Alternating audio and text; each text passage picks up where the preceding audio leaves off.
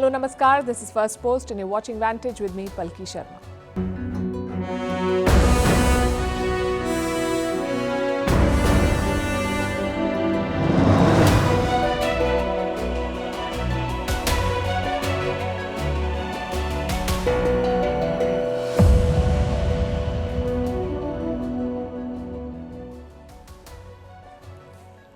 Joe Biden is back in the news for the wrong reasons, this time for calling India xenophobic and giving a lecture about immigrants and economy that is completely devoid of facts. Has India responded? Why did Biden say what he did? We'll discuss that. Meanwhile, the US-Saudi defense deal is apparently close to being sealed with or without Netanyahu. What does it mean for the region and the world? Who is making money from the war in Gaza? Defense companies, yes, but also agents bringing people out of Gaza. One Egyptian firm is said to be making $2 million a day. Is Russia using chemical weapons in Ukraine? The US says it is. Campus protests in America taking a turn for the worse. What does it mean for Joe Biden in an election year? Second, Boeing whistleblower dies in 2 months. What do investigators say? How big is the Pakistan factor in the India election? The Prime Minister spoke about it today after a former Pak minister cheered Rahul Gandhi. Ghana has got back its looted heritage, but it's not theirs to keep. We'll tell you why.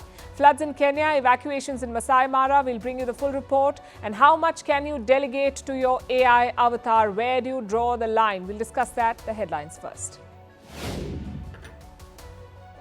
The US imposes sanctions on hundreds of individuals and firms linked to Russia's war in Ukraine. 20 of these sanctioned companies are based in China and Hong Kong. Beijing warns of quote-unquote necessary measures, asking Washington to stop smearing China. Solomon Islands picks China-friendly former diplomat as its new Prime Minister. Jeremiah Manele has promised to strengthen ties with Beijing. In 2019, he was the foreign minister when Solomon Islands turned its back on Taiwan and established diplomatic relations with China. Maldives foreign minister likely to visit India next week. This will be the first high-level visit since Maldives President Muizu took office in November 2023. Pro-China Muizu has dented Mali's long-standing ties with New Delhi. Heavy rain returns to the United Arab Emirates, forcing schools and many offices to be closed. Parts of Dubai flooded, flights cancelled. It comes just 2 weeks after the Gulf country saw record rainfall. And parts of India reeled under its hottest April on record. May will be no better. The weather office says temperatures will remain above normal. It was also the hottest April in Hong Kong in more than a century.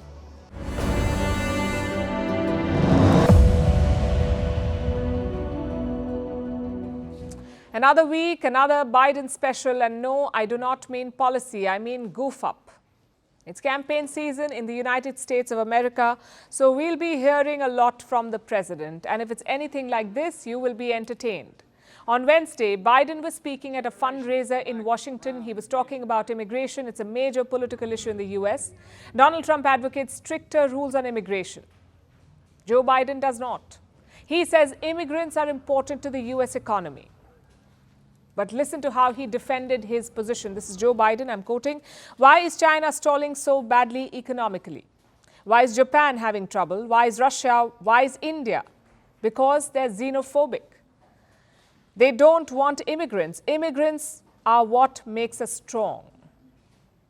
A lot to unpack here. First, the political blunder. Japan is probably America's most important ally in Asia. India is not an ally, but a partner, and a very important one at that.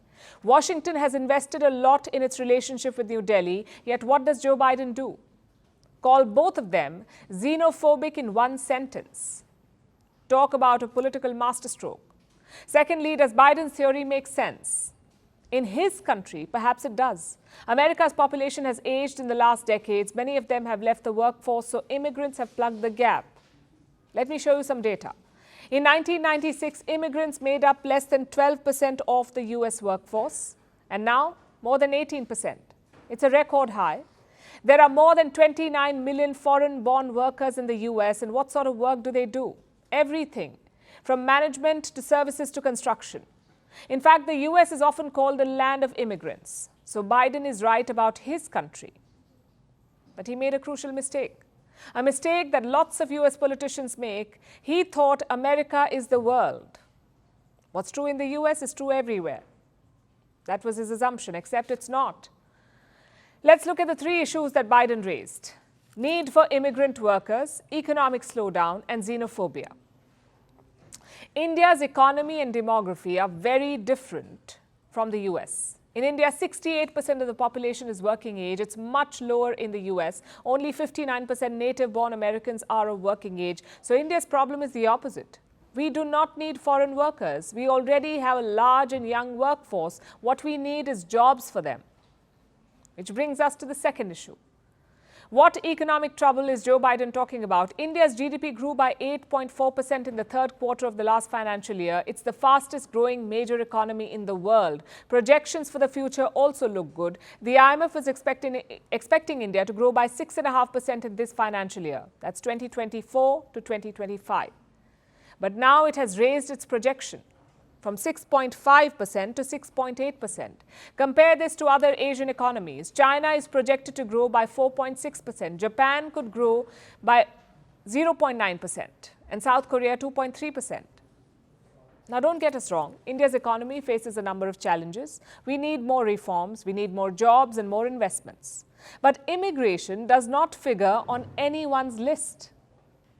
And finally, the third issue, xenophobia. Indians have traditionally welcomed outsiders. It has been a cultural strong suit.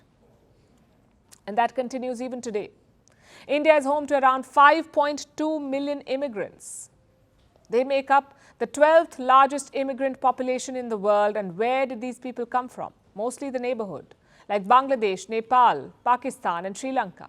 Some came in search of jobs, others escaped persecution. Yet Biden says India is xenophobic. We don't expect much nuance from the US president. After all, he's in election mode right now. So winning is his biggest priority. But he should be mindful of the consequences. We saw another goof up last month. Biden claimed that his uncle was eaten by cannibals in Papua New Guinea. Again, Papua New Guinea is a US ally. Their prime minister hit back at Biden's remarks. Listen to what he said. President Biden's remarks may have been a slip of the tongue. However, my country does not deserve to be labeled as cannibals. Do you see the problem? Biden may drop a statement and move on, but what he says has consequences. You can't just call your partner xenophobic, that too fellow democracies. His advisors better get a grip on the president's loose cannon statements. If not, one of these days, he could trigger a diplomatic storm.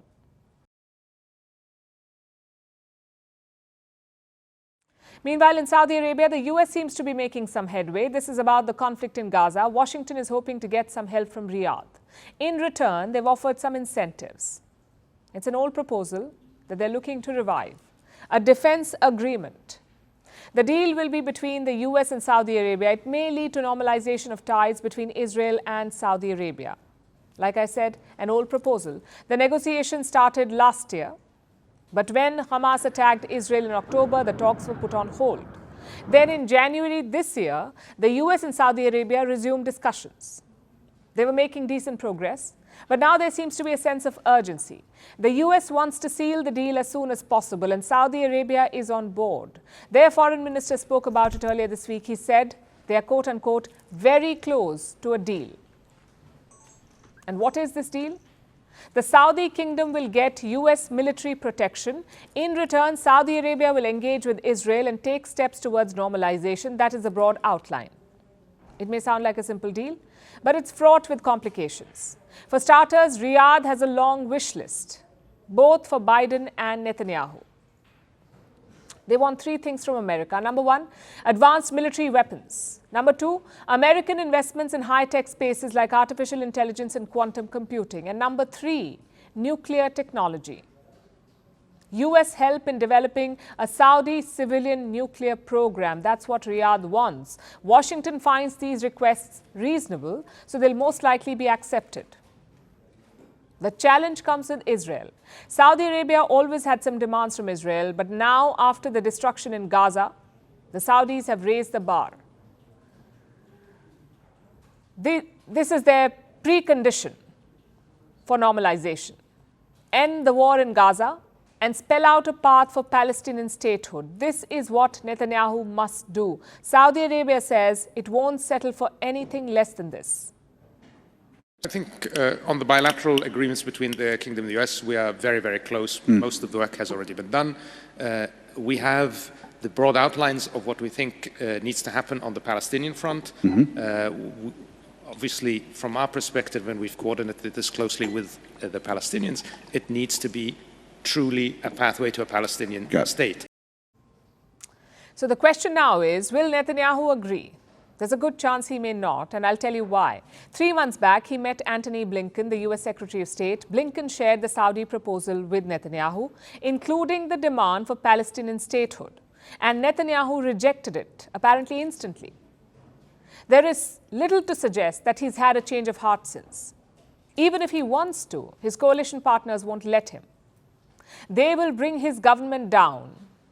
He depends on some hardliners to remain in power. One of them said a separate Palestinian state would, quote unquote, lead to a Holocaust. That should tell you about their extreme position. Prime Minister Netanyahu won't risk his chair for Saudi normalization unless he's forced to. Can the US and Saudi Arabia do that? Apparently they plan to. Reports say they will give Netanyahu 2 options. Option 1, join the US-Saudi deal, get a new powerful diplomatic ally and substantial investment commitments. Option 2, sit out of the deal, lose allies and benefits. It's not really a choice. It's my way or the highway. Irrespective of Netanyahu's response, the US and Saudi Arabia are prepared to strike a deal, and this will have repercussions for both regional and global players, including China. Reports say when this agreement with America is signed, Saudi Arabia may curtail Chinese investments, especially in strategic areas like technology and mobile networks. So the US stands a lot to gain. The deal could restore America's position as a net security provider in the region. More importantly, recover America's waning influence in West Asia. But this leverage would be meaningless if it fails to end the war in Gaza. Speaking of which, it's day 209 of the Gaza war. Israel is all set to attack Rafah, the southernmost city on the Gaza Strip. Israel wants to destroy Hamas commanders there. But here's the catch. Rafah is currently home to 1.4 million Palestinians. That's more than half of Gaza's population. They're all in Rafah. Where will these people go? They have 2 options, and both are bad. 1, move north and face more Israeli strikes. 2, move further south and exit the Gaza Strip through this crossing. It's called the Rafah crossing. It's the southernmost exit point from Gaza. It borders Egypt's Sinai Peninsula. So from here, you can leave Gaza and enter Egypt. Now, Gaza has a total of 7 crossings or exit points. Right now, Rafah is the only one that's open, and aid goes in through it, and Palestinians leave through it, the Rafah crossing. And for this, for leaving, they pay a hefty price, around $5,000 per adult and $2,500 per child. That's what you have to pay to leave Gaza. It's a lot of money for anyone, even more for someone who's escaping a war. And who is charging this money? An Egyptian firm. This is what a report says, a firm called Hala Consulting and Tourism Services, owned by an influential Egyptian businessman, who also happens to be an ally of President Abdel Fattah al-Sisi, the Egyptian president. This firm first started its services in February. Before that, there were a lot of intermediaries helping people leave Gaza, and they too were charging a lot of money, close to $11,000 per adult. That's what they were charging. Now, this firm was brought in to standardize the rates.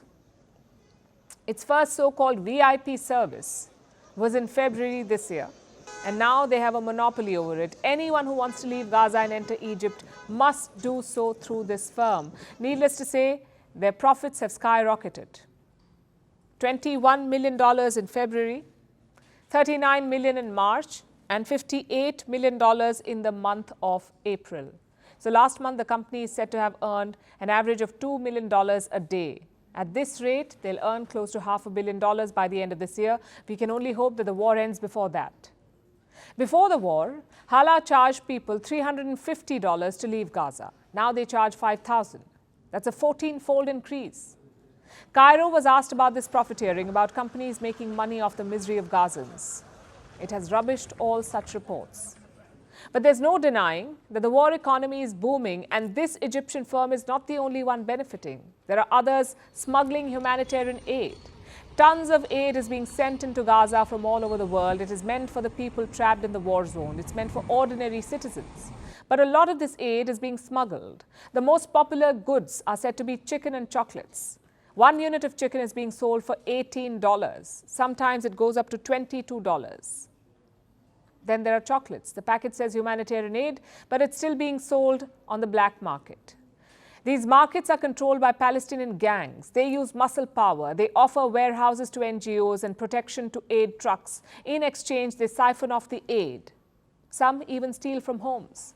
Thousands of Gazans have left their homes, so these gangs ransack them. They steal appliances and furniture and sell them in the black market. In fact, this is the story of every conflict zone. Refugees and those fleeing conflicts are exploited. You may remember the Afghan refugees leaving Pakistan. They were charged $830 in exit fees. So they were thrown out of Pakistan and they were also made to pay for it. $830 per person. Yemen imposes tariffs on commercial goods. It helps fund the Houthis while the people suffer crushing poverty. So it's the same everywhere across the globe. Conflicts lead to instability, people try to escape it, and some groups and companies make money off their desperation.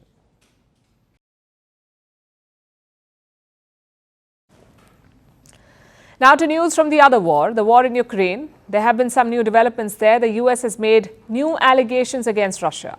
Washington says Moscow is using chemical weapons, specifically a choking agent called chloropicrin. This is a banned substance, but the US says Russia is using it for quote-unquote battlefield gains. They launched the chemical into fortified positions, basically Ukrainian strongholds. They're attacked with the chemical. It causes irritation to the eyes, lungs and skin. Affected soldiers may get nauseous and vomit, so it becomes easier for an attacking force to capture this stronghold. The US says Russia is doing this, using chemical weapons like the banned chloropicrin. Russia, of course, denies all this. The Kremlin has called the allegations baseless. Washington will share its findings with the OPCW, the Organization for the Prohibition of Chemical Weapons, OPCW. This is the body that enforces the global chemical weapons ban, and Russia is one of the member states. So officially, Moscow has to obey the organization's rules. But they will need concrete proof that Russia violated the ban.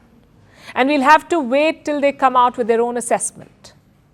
But the US is not waiting. It has decided to act. It has imposed new sanctions on Russia. This latest round targets about 300 entities, including people and companies linked to Russia's chemical weapons program.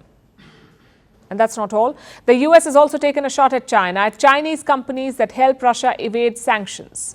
About 20 Chinese firms have been targeted by America, plus sanctions have been imposed on others. Firms based in Azerbaijan, Turkey, the UAE, Slovakia and Belgium, all accused of helping Russia evade sanctions. So the US is trying to stop the leaks. But will it work? Will this finally slow Moscow down? Because Russia shows no signs of stopping for anything. They've been relentless in their assault. They're making inroads, pushing back the Ukrainian forces. The next target is Chasiv Yar, located in eastern Ukraine near the city of Bakhmut.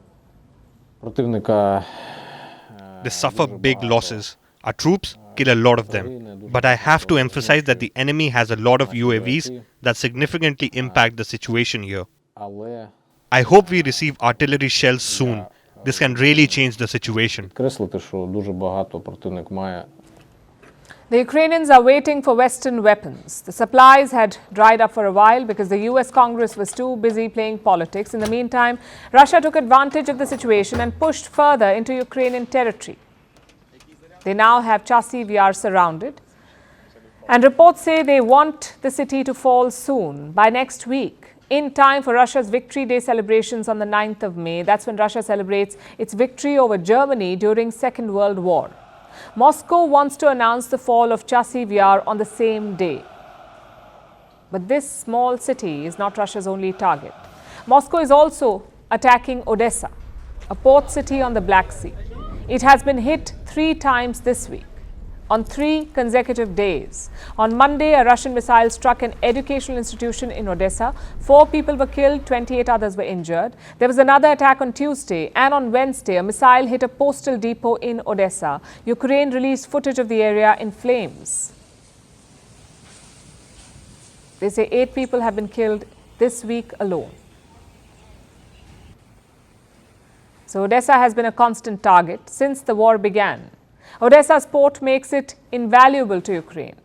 So Russia has often tried to damage the city's port infrastructure, but frankly, Odessa is a distraction. It's about hurting Ukraine, not gaining any real advantage. The advantage lies to the north, in Chasiv Yar.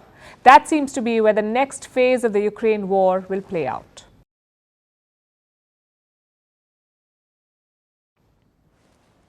From a real war zone, let's turn to a mini war zone. That's US colleges. Things have gotten worse since yesterday. The new flashpoint is UCLA, the University of California. Protesting students had organized a sit-in there. They pitched tents on campus grounds, held up placards and refused to leave, a lot like New York's Columbia University. And the reaction was the same, a crackdown by local police officers. Take a look at this.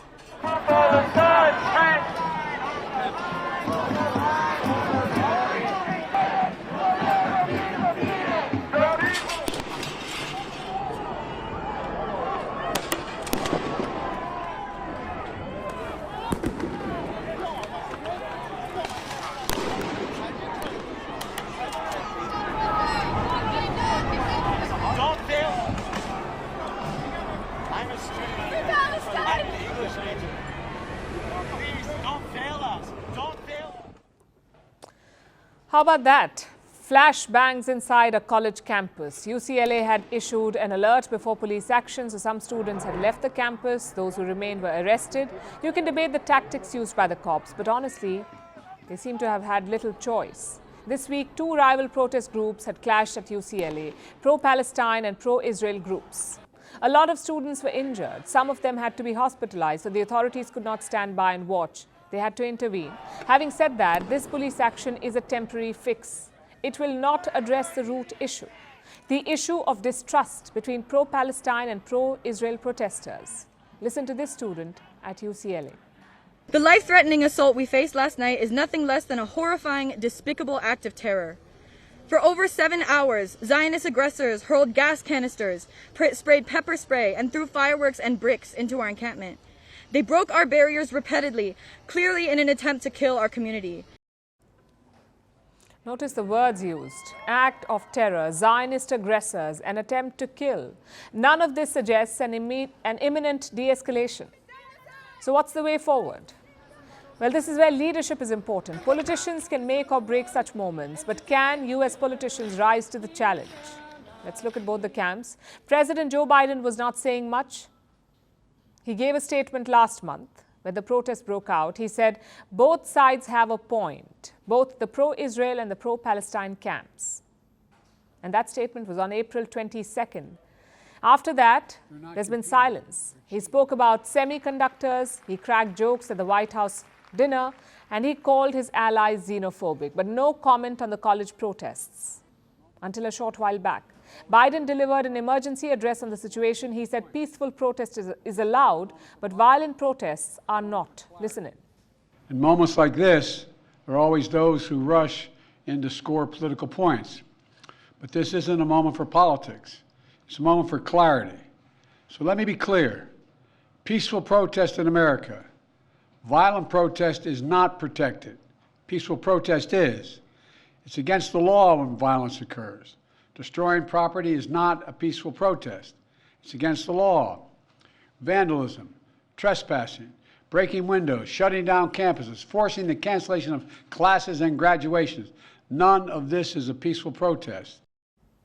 Biden is trying to balance things out. No such problem on the other side, though. The Republicans are against the protesting students. They've passed a bill in the U.S. House. It aims to limit anti-Semitism in U.S. colleges.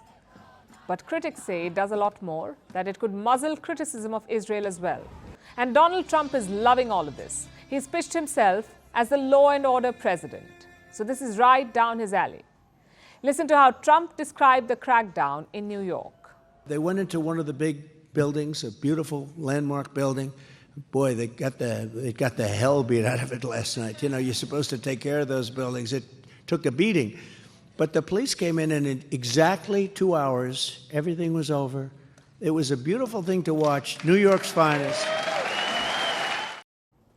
That's Donald Trump for you. He says the crackdown was beautiful. But how will these college protests affect U.S. politics, especially in an election year? It all depends on young voters. These protesters won't be voting for Trump, but they may decide to simply boycott, to not turn up at all, and that could hurt Joe Biden. He trails Trump by 1.5 points at the national level, but among the youth, Biden leads. He is 8 points ahead of Trump. So the young voter is key for Joe Biden. Just one problem, though. That lead is shrinking. In 2020, Biden had a 23-point lead over Trump among young Americans. Like I said, it's now down to 8. A lot of young Americans have abandoned Biden's camp mainly because of Israel. They accuse Biden of supporting a genocide in Gaza. And that could cost Biden swing states like Wisconsin and Michigan. Secondly, these pictures are a welcome break for Trump. The US media was obsessed with his criminal trial. They were covering every word of it. But now the focus has changed. Everyone's talking about the college protests in America, about how the country is divided, and that plays into Trump's hand. The only advantage for Biden is time. Elections are only in November this year, so Biden has time to win back these voters. Whether it's by ending the war in Gaza or increasing aid to Palestinians or making Israel agree to some concessions. But whatever happens, one thing is pretty clear. America is more divided than ever before. Both Trump and Biden can share the blame for that.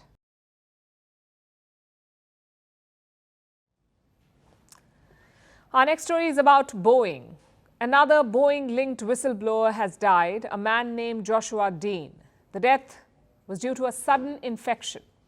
Dean had flagged safety concerns in Boeing planes. He'd also talked about alleged misconduct. He was fired from the company in 2023, and now the man is dead. This is the second Boeing whistleblower to die in just 2 months. The last one died by suicide. This time it's infection. So it's definitely raising some questions. Is someone behind these deaths? Our next report tells you. Meet Joshua Dean. He was 45 years old. He lived in Kansas. Until 2 weeks ago, Dean was in good health, but one day he suddenly developed breathing troubles. Dean tested positive for influenza B and MRSA. It's a bacterial infection that's incredibly hard to treat. Soon he developed pneumonia. He was put on life support, and in just 2 weeks, Dean died. Dean's death was suspicious. Why? Because of where he used to work. Dean was a former quality auditor at Boeing's supplier Spirit Aerosystems. It's a company that grew out of Boeing in 2005. Dean worked there since 2019. In 2021, he raised some concerns. He said the bulkhead holes in some 737 MAX planes were not drilled properly. Dean says he reported the problem to several managers, but it was hidden by them. Workers were instructed to downplay the defects. In 2023, it became public knowledge after Dean and several workers gave testimonies. Soon, Dean was fired. He filed a case against Boeing, and he said he was being made a scapegoat. But Dean isn't the only Boeing whistleblower to die suddenly. Less than 2 months ago, another Boeing whistleblower was found dead, a man named John Barnett. He apparently shot himself. Barnett worked for Boeing for over 30 years. He revealed details about substandard parts, problems with Boeing's oxygen systems. Barnett, too, had alerted his managers, but nothing was done. Boeing even denied his accusations. Now, 2 whistleblowers dead in just 2 months, both associated with Boeing. This only adds to the company's mounting troubles. In the last decade, Boeing has faced major turbulence. There have been 2 fatal crashes, mechanical issues, a door blowing out mid-flight. Failed audits, Senate scrutiny, and serious questions about the safety of the aircraft.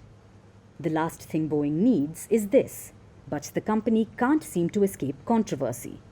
It's become the problem child of the aviation world. Passengers shouldn't have to rely on whistleblowers to provide the truth. They should be able to get on airplanes and not have to worry about what model it is, whether it was designed and manufactured to the highest of standards, whether the airline is operating and maintaining it properly or whether government agencies are providing proper oversight. In the world of aviation, Boeing has long been synonymous with innovation, reliability, and for decades their planes have connected continents and has shaped the way we travel. But behind those soaring wings now lies a company shrouded in mismanagement, controversy, and tragedy.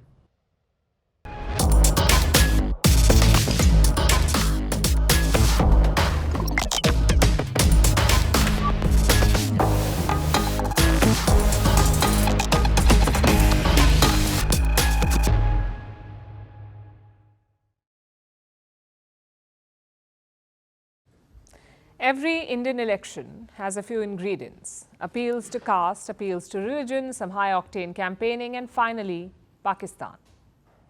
Talk about a strange obsession. On foreign policy, India has moved beyond Pakistan. There is more focus elsewhere, like on China and Southeast Asia. But in election season, Pakistan makes a comeback. Same case this time. It all started with this social media post by former Pakistan Minister Fawad Chaudhry. You may remember him and his time in office. He was a loose cannon in Imran Khan's cabinet. He gave a headline almost every day. This time, he's written about Congress leader Rahul Gandhi. He reposted one of his speeches and he wrote, "Rahul on fire." Sure enough, this has triggered a political showdown in India. Today, Prime Minister Narendra Modi talked about it. He said Pakistan wants Rahul Gandhi to be Prime Minister. मजा ये है कि यहां कांग्रेस मर रही है और वहां पाकिस्तान रो रहा है।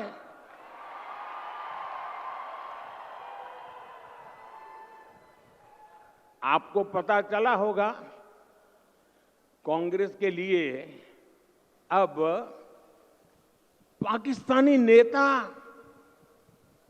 दुआ कर रहे हैं। शहजादे को प्रधानमंत्री बनाने के लिए पाकिस्तान उतावला है। It's about political mileage. Pakistan and India are long-time rivals, so praise from a Pakistani leader is not ideal. Voters see it as praise from the enemy. So the Congress party is hit back. They say Fawad Chaudhry is under pressure. From whom? Apparently the Sharifs. Listen to this. जो बयान आया है वो नवाज शरीफ उनके भाई की government के दबाव में आया है। प्रधानमंत्री के नवाज शरीफ के साथ बहुत अच्छे रिश्ते हैं और इसीलिए ये बयान आया है ताकि इस बयान को हमारे प्रधानमंत्री एक्सप्लॉइट करने की कोशिश कर सके। I'm afraid none of it makes sense. Pakistan struggled to rig their own elections this year. So them influencing India is out of the question. But forget the rhetoric.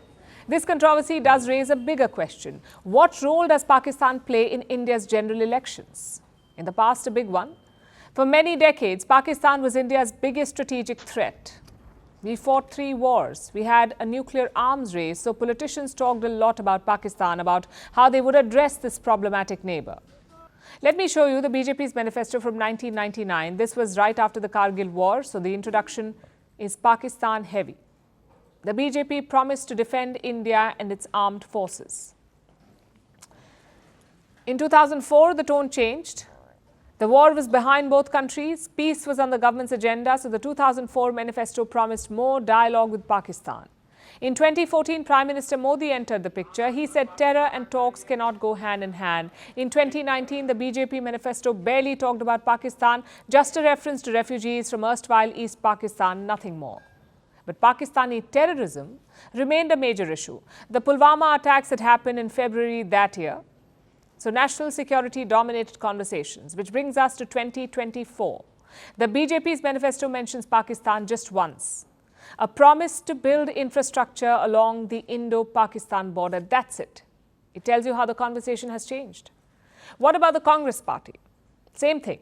In 2014, the Congress promised to improve relations and at the same time to tackle terrorism. But this time, there is barely a mention. The Congress party says engagement will depend on what Pakistan does. If they stop terrorism, things could improve. If not, do not expect much. So basically, both parties are saying the same thing. It's a sign of how India's policy has changed. Earlier, Pakistan was an existential question for India. Now it's barely a footnote. Has it also changed on the other side? Not from the looks of it. Pakistan's election campaign featured India a lot. Imran Khan talked about India's foreign policy. Nawaz Sharif promised a reset. So their India obsession is very much alive. And we saw an example of that today. Pakistan's Army Chief Asim Munir addressed cadets of their Air Force. He called India his arch rival. Listen to this. The professionalism and brilliance of Pakistan Air Force has been clearly displayed in wars against our arch rival and profoundly in February 2019 in a short but seminal engagement against the misplaced calculus of our rival. Silence of the world over Kashmir is deafening, but we will continue to extend moral, political and diplomatic support to the people of Kashmir till the day they are empowered to exercise their right of self-determination. Sums up the situation. Indian political discourse has moved beyond Pakistan. This election won't change that. You may hear rhetoric about sympathizing with Pakistan or being supported by Islamabad, but the fact is most Indian parties have moved on. So it doesn't matter who wins in June. India's Pakistan policy is locked in.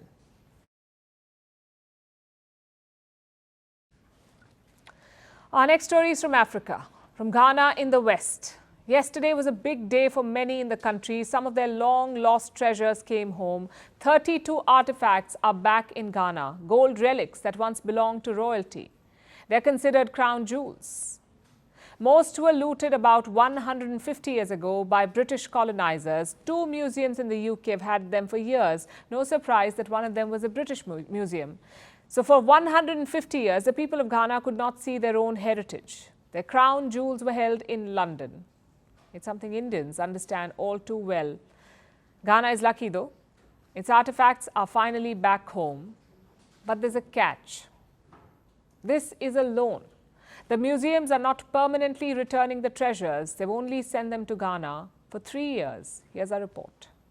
We are displaying this for you to see that the items that were stolen, looted in 1874, not all of them has returned, but that what we have here still embodies the soul of Ashanti. And I believe within the period that they are being displayed here, you make an effort, everybody, to come in and visit, to see it yourselves. That was the traditional king of the Ashanti people. His ancestors once ruled over most of Ghana. A majority of Ghana's people hail from his community. He is a ceremonial figurehead, and he has done Ghana a great service. He struck a deal with 2 museums in the UK and brought home some of his community's ancient treasures. What you're seeing are the Ashanti crown jewels. It includes the sword of the state, gold badges, royal rings and neck pieces. These items once belonged to the Ashanti king's family and retainers. Now they are back in Ghana. These treasures, once looted by British forces in 1874, have rightfully found their way back to the Mansion Palace Museum through a collaborative effort between our institutions. They're at a museum in the king's hometown, at the Manyia Palace Museum in the city of Kumasi. It is open to the people of Ghana. Now they can take a trip by road or rail to see their heritage, instead of having to travel overseas to their old colonizers' nation. The British looted most of these artifacts in 1874, during the Third Anglo-Ashanti War. British troops razed the Ashanti Royal Palace and looted priceless artifacts during its destruction. They took these treasures back to the UK, and eventually they found their way to museums. The museums have refused to return any of the loot though. Places like the British Museum stubbornly hold on to all their stolen artifacts. Let's face it, if they didn't, the museum would be an empty husk, much like what the British Empire is today. So normally museums in the UK refuse to give back any artifacts, but this time they made an exception. We at the British Museum are wholly committed to continuing this relationship, building on this loan in a manner based on friendship, trust, mutual respect and a willingness to discuss. They agreed to loan the golden treasures to the Ashanti monarch, not to Ghana, just to the monarch. The king of the Ashanti people celebrates 25 years on the throne this year. The artifact loan is part of that celebration. The artifacts will be in Ghana for 3 years, but after that, Britain might want them back. The people of Ghana should go and see these treasures while they can. Who knows if the British will ever do the right thing again? But if this is a change of heart, a real wish to make amends, then other countries should take note. Benin is missing some bronzes, Greece is missing some marbles, and India, well, we would like our Kohinoor back. That is another crown jewel that should make its way back home.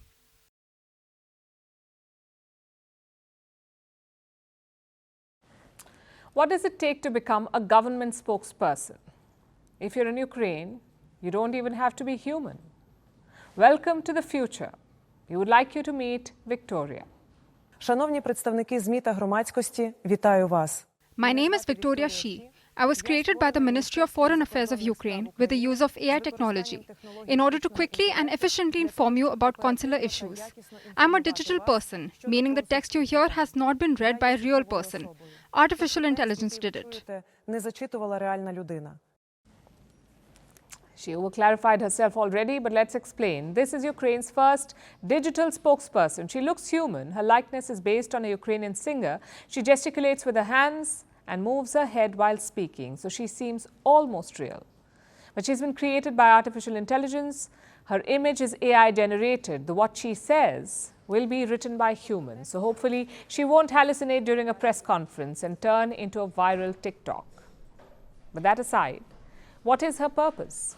Victoria will make official statements on behalf of the Foreign Ministry of Ukraine. The government says this will save them time and resources, and some people can apparently relate to this sentiment, like British singer FKA Twigs. She's orchestrating the future as well. Several artists have repeatedly complained about AI, about how it is being used to steal their likeness and exploit their identity and livelihood. Now, FKA Twigs is changing the game. As a future-facing artist, new technologies are an exciting tool that can be used to express deeper emotions, create fantasy worlds, and touch the hearts of many people. So Twigs is creating a deep fake of herself. This will be an AI-generated image. It will look like the singer. It will be trained in her personality. It will have her voice and tone of speaking. And Twigs will use this deep fake for public interaction, mostly with fans and journalists, so she can focus on her music. Basically, Twigs has outsourced socializing. She will be a legend among introverts. Now, both the examples are completely different. The first comes from a government, the second from an artist, but both have one thing in common. Humans are delegating work to AI avatars. Is this what the future looks like? You see, AI has become part of the fabric of modern life. AI is writing essays, powering your toothbrush and helping you snore lesser. If you landed on Vantage after a Google search, it is thanks to AI, so it is still very exciting. AI can be so good at things, many fear it is going to snag their jobs. But experts are not too worried. They say that AI may never replace humans if we learn to do one thing: master the art of delegation. Simply put, this means figuring out what we need to do ourselves and what is best left to machines. We need to delegate tasks to AI to stay ahead of the curve. After all, AI is already brilliant at that as well. AI is delegating tasks to humans like a pro, but worry not, humans are catching up. A K-pop star has a digital twin that is never too busy to talk to fans. Influencers will soon join the club. India, China, Greece, Kuwait and Taiwan have lifelike AI anchors. The mayor of Big Apple does not have his own avatar yet, but he's using AI to make robot phone calls. The voice deepfake has the mayor's voice and tone, and now New Yorkers are confused about why Eric Adams is talking to them in Mandarin and Yiddish. It sounds incredibly funny, but there are ethical concerns here. How identical is too identical? This raises questions about copyright and ownership. Also, when is it appropriate for you to use AI? Can employees use AI avatars for office meetings? Can you send an AI avatar to your own court hearing? That doesn't sound right, but if it were possible, Donald Trump would be doing it. Also, should governments be using AI? Should influencers? After all, public figures have an unsaid responsibility. They need to interact with the public. Remove that, and you'll be an influencer talking to a brick. But worst of all, what if something goes wrong? What are the consequences? And who takes the responsibility? There are way too many questions, not enough answers. The fact is AI is just a tool, and an imperfect one at that. It is not human, it lacks judgment, it lacks a moral code, it has limitations. So delegating to AI will make tasks simpler, but you must know its capabilities, identify the boundaries, and take responsibility. Once that is clear, maybe an AI avatar can cancel plans on your behalf or laugh at your bad jokes. The opportunities seem endless, but first we must figure out where the boundary lies.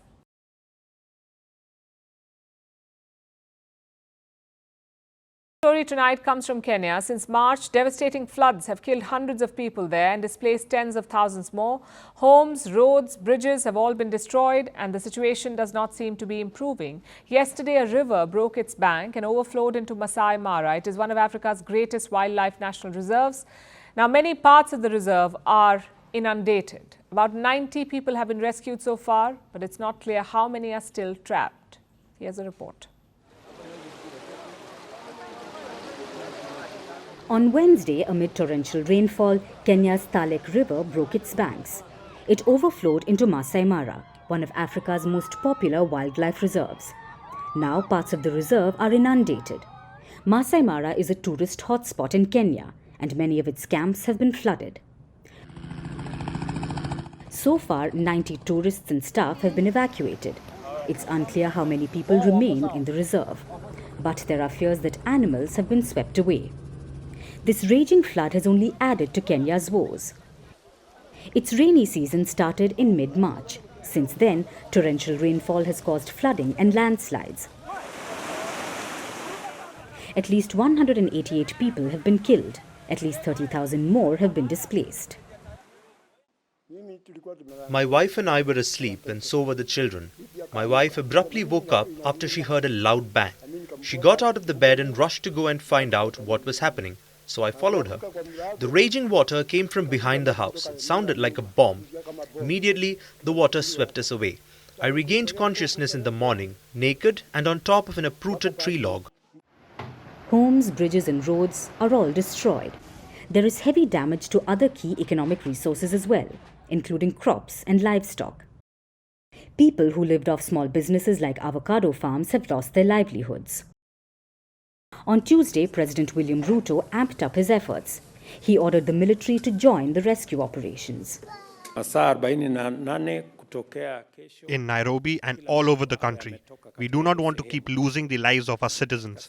We will put in place adequate plans to feed them, shelter them, and provide all the necessary requirements. We decided this in Cabinet today, and the government will work with development partners on this undertaking. But local people say rescue efforts have been slow. Many have lost their homes, and they have nowhere to go. So some people are climbing atop trees. Today, a man was rescued after being stranded in a tree for 5 days.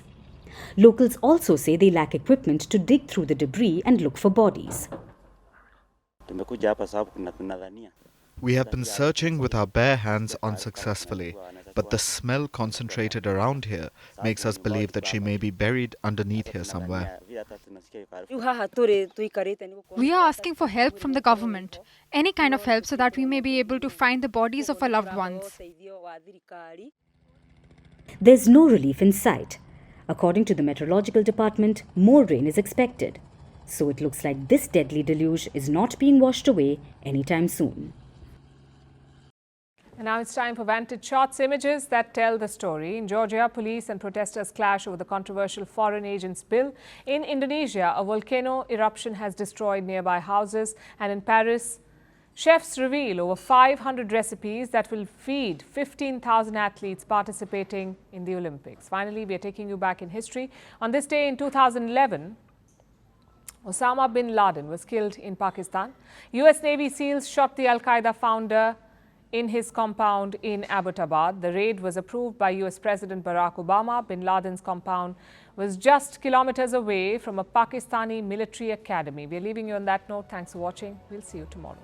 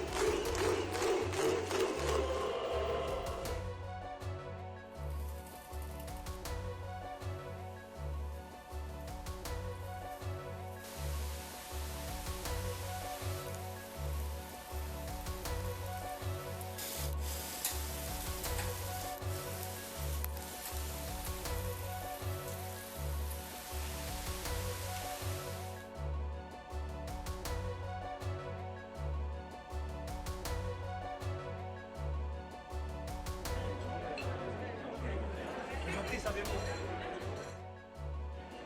du, wie kann das so sein,